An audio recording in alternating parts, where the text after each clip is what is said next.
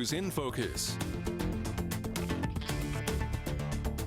Good afternoon and welcome to 22 News in Focus. I'm Don Shipman. Health and social service organizations are reporting a rise in domestic abuse during the COVID-19 lockdown, not only in the United States, but worldwide, really. On April 5th, the United Nations called for urgent action to combat the surge in domestic violence. So today on 22 News in Focus, we're going to be finding out ways and finding out what services are available locally to provide support to those in danger of domestic abuse. Joining me now to discuss the issue is Audra Winn, a clinical director of outpatient services for the Gandara Center. So thanks for coming on the program. Thank you for having me. I really appreciate it. So the Gandara Center has been on the front lines when it comes to helping out and for many years dealing with domestic and partner abuse. So what are you hearing from your colleagues in other social service organizations about the current domestic abuse situation in our region specifically? So that's a really great question because it's hard to get real numbers. It's hard to get real data right now because the situation that we usually find ourselves in when we have victims and survivors and even those who use abuse in their relationships coming forward for our services is that they've been involved with the court system before when they are coming to us, or the abuse has been sort of recognized and reported to someone at a school, someone in another sort of setting like a doctor's office where the person is being seen, a whole host of places usually that people are connected to, or to us in person, of course. But right now, something that's happening is that people are isolated at home, of course. And so we don't have good numbers on how this is really affecting people. We just know that all of the risk factors for domestic violence and domestic abuse are extremely prevalent at this point. And you mentioned the risk factors there. What are those risk factors? So risk factors like an abuser sort of taking hold of the partner's I want to say taking hold of the partner's social life, family life, finances, schedule. What are you doing? Where are you going? Who are you with? So when you're not leaving the house and you're looking for other ways to connect with other people, that can get pretty difficult when someone doesn't want you to be doing that and they're asserting their power and control over you, and sort of keeping you close. In an already close and uncomfortable situation. How has the center been preparing for a possible surge in cases and a need for services right now? Because like you said, you know the abuse is happening. Mm-hmm. How are we preparing to sort of respond to this? Is what you're asking? Yeah, I just want to exactly. be sure. Yeah. Yeah. Well, yeah. I think as mental health providers, I think we're really aware that. For all facets of mental health, this pandemic is not good for anyone's mental health, right? Not mine, not yours, not anyone's. And so if you are in a violent or abusive home, whether you are the victim, the child, witness, the abuser themselves who doesn't even realize what they're doing is damaging a relationship or a family, all of these things are going to sort of come to light when people start going out and mixing in society again, if that makes any sense. So then our center really needs to prepare by having openings in our programs, which we do, by continuing right now to respond to those needs, which we have never stopped doing. We have been open, we have been providing individual therapy, group therapy to all victims and abusers alike. So we run different kinds of programming for both. But we are very aware that we will continue to see a need for mental health support as this continues. What types of domestic abuse support and prevention programs do you offer right now? I'm sorry, can you say that one more time? What types of programs for domestic abuse prevention do you offer right now? Right now, in terms of sort of intervention and prevention, I would say that individual therapy for women or men, or however someone identifies, who are going through situations of domestic violence is continually, like I said before, open and being provided through telehealth. The center has always offered that level of support and treatment for victims and survivors of domestic abuse. In terms of prevention, I think that's interesting because that's sort of the role of a therapist at different times, to provide psychoeducation about things that can be a risk to someone's health. And so domestic violence, of course, is one of those things, but most people don't know that they're in an abusive situation or an abusive relationship until it gets really bad, and until they've been hurt, or until they have had something drastic happen in their life. And it usually takes, someone pointing out to them, someone from the outside, that things aren't normal, and that isn't fair, and that things aren't going right. So prevention can happen with psychoeducation, but it is also very difficult to pinpoint for people who are in those relationships if they're not aware of what's going on, or if they're not ready to get out.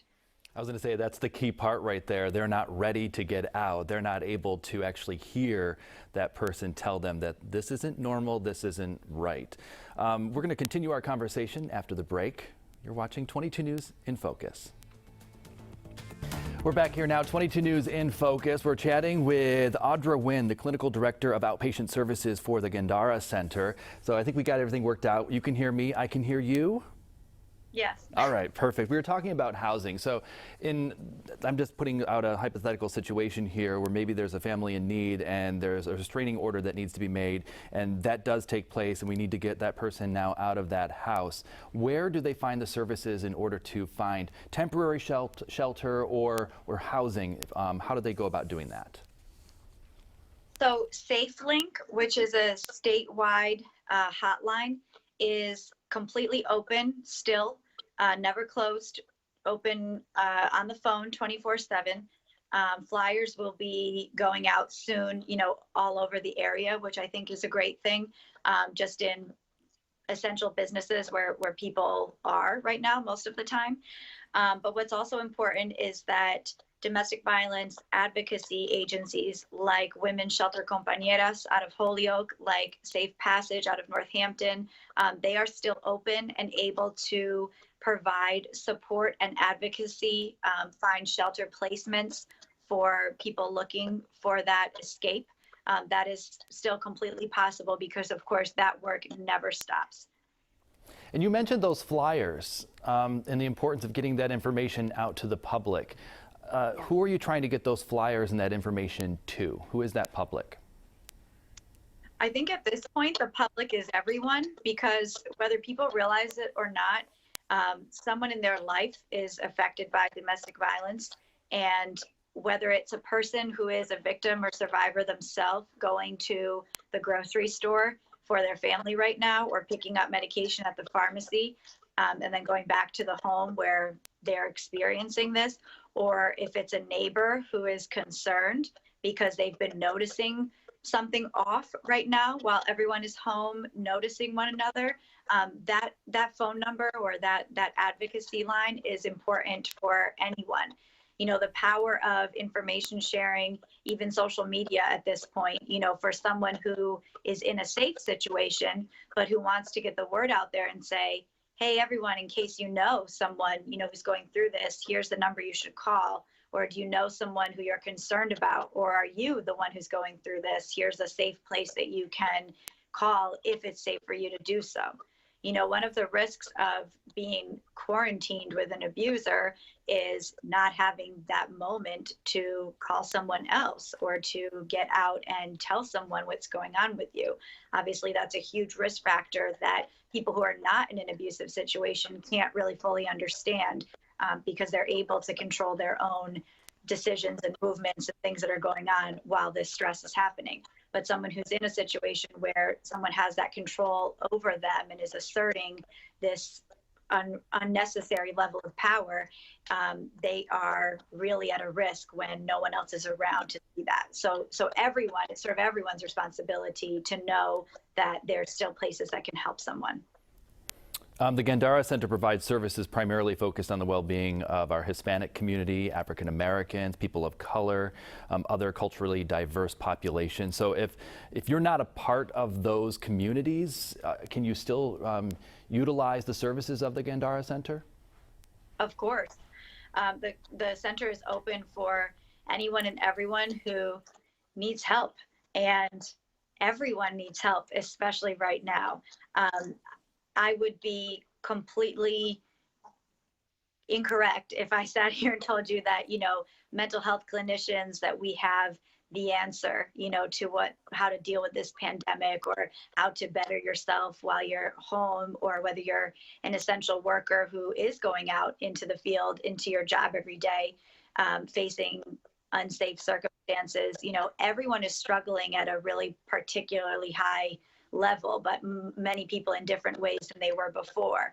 So our center is open to anyone who wants to make changes in their life, who wants to sit with a therapist, who wants to have group therapy, get the support of their peers.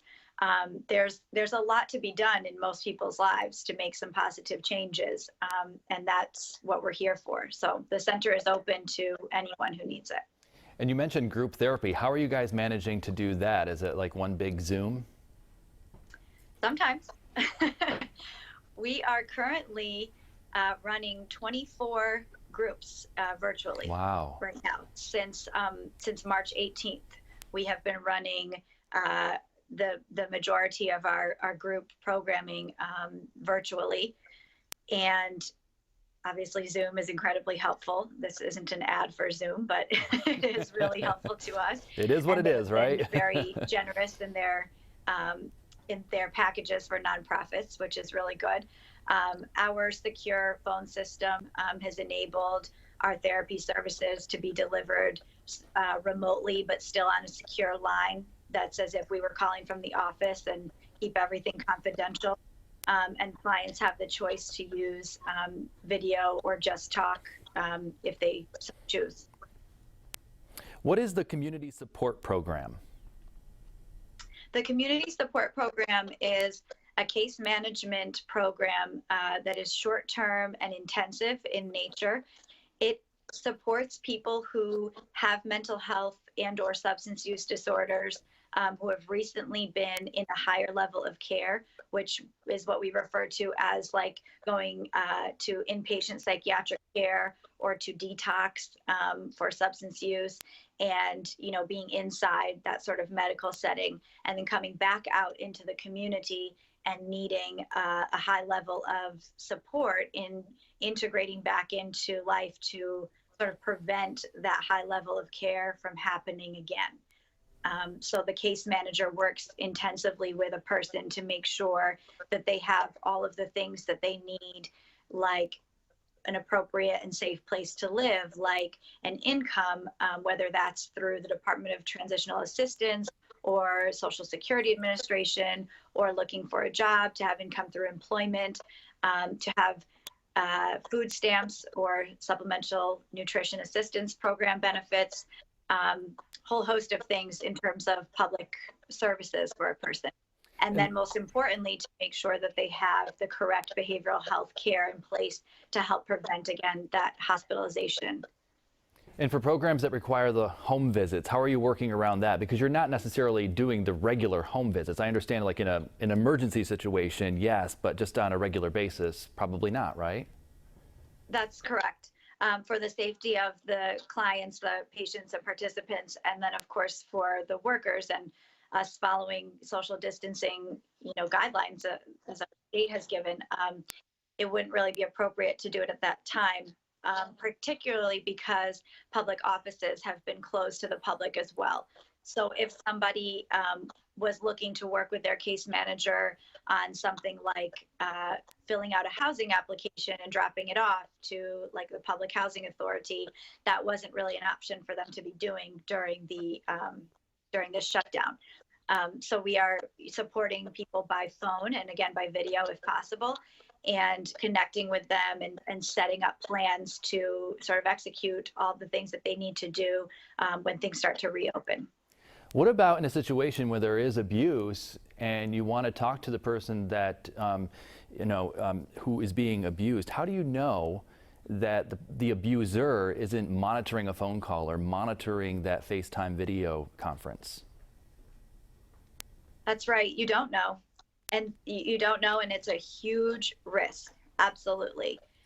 In talking with someone who the clinician or case manager sort of suspects or knows in a confirmed way, is in an abusive situation at home, you have to be very careful about what you say, what you ask, how you ask questions about how things have been going for that person while they've been inside, if that's the case. So clinicians are very well trained from the beginning in issues of domestic violence and domestic abuse. So understanding how you talk with someone in your office or in, a sort of scheduled outreach program versus when you know that there's other people around and could be monitoring is very different. And the level of clinical skill that comes into this situation needs to be particularly high and noticed by the clinician who's talking to someone who might be in that situation. Yeah, much respect to those clinicians. I can't imagine that situation. What kinds of support are you providing for, say, people with addictions, whether it's alcohol, drugs, gambling too? Sure, we continue to provide that level of support in terms of individual therapy and group therapy, both for people struggling with addiction, with drugs, with alcohol. Our gambling services right now are on an individual basis, and that is still being provided. I'm happy to say that it has been very possible to get a hold of people and make sure that people are connecting with their clinicians and having these programs continue on. Patients have been looking for that support because, as you can imagine, this is a time where anyone's struggle would become amplified. So for someone with an addiction or who is in recovery from addiction, this is a time when relapse would be quite possible, or maybe more than possible, because a lot of their coping skills and supports are not in place the way that they usually have been, prior to the pandemic. We also provide peer support, recovery coaching that is available to people in early recovery from addiction, and that has also continued through telehealth services. We're going to have the final word once we return. You're watching 22 News in Focus. You're watching 22 News in Focus. Today we've been talking about domestic abuse, protection and prevention services, as well as other social programs at the Gandara Center. We want to thank our guest, Audra Winn, Clinical Director of Outpatient Services for the Gandara Center. Thanks for coming on the program. Thank you for having me, and thank you for having Gandara. And we want to thank you at home for watching. And of course, if you missed this, you can find the full interview at our website at wwlp.com. From all of us here, have a good day.